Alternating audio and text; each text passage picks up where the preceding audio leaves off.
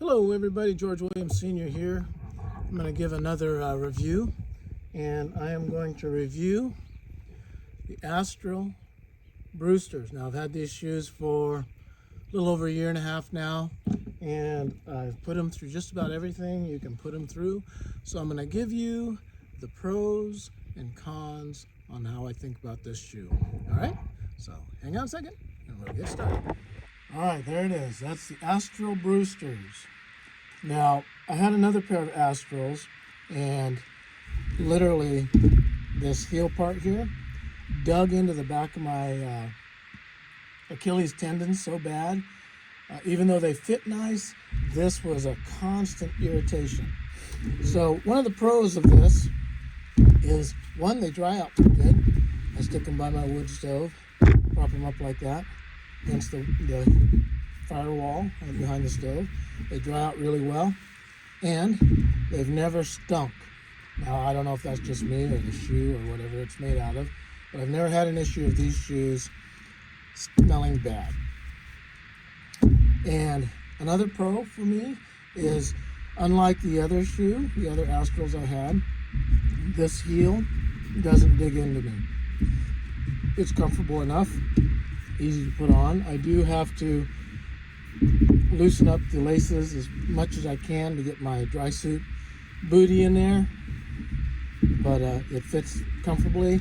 Probably at this point the most comfortable shoe for being in my kayak that I have found in 36 years of paddling, other than a neoprene booty. It's got a good sole on it for walking on dry surfaces.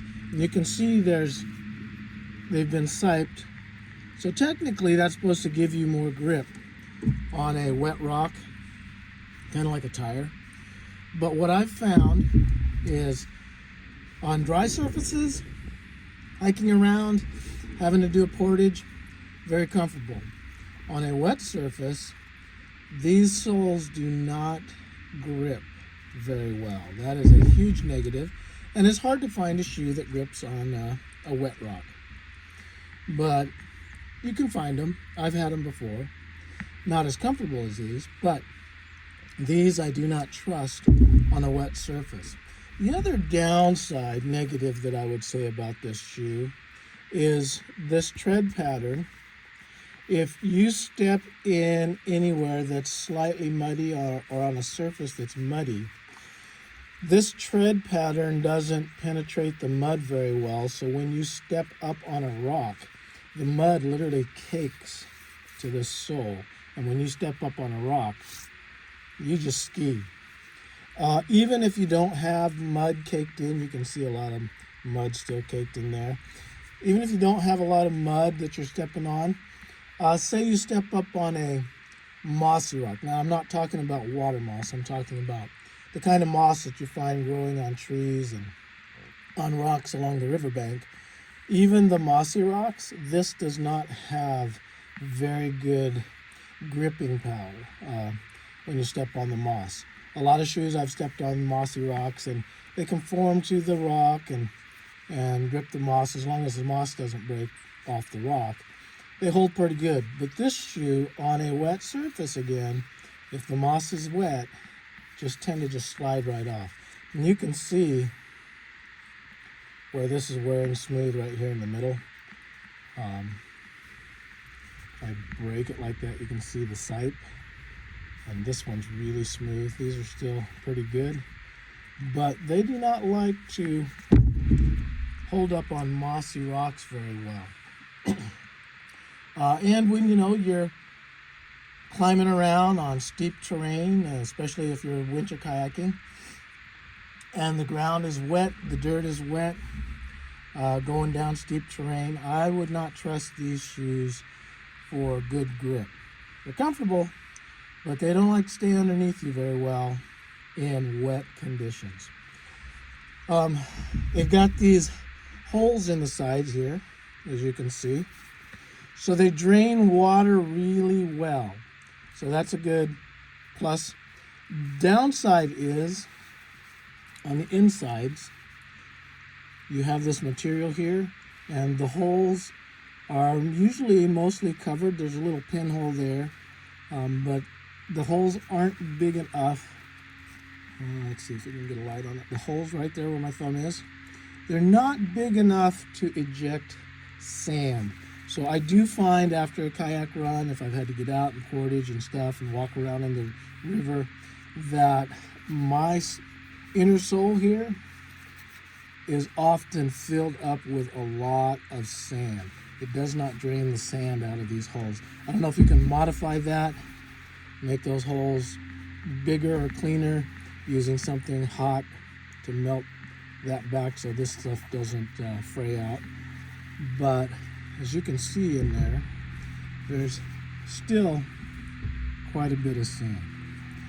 So anyway, outside of that, great shoes. I've run them now a year and a half plus. Probably the best light duty Asteral water shoes that I've come across.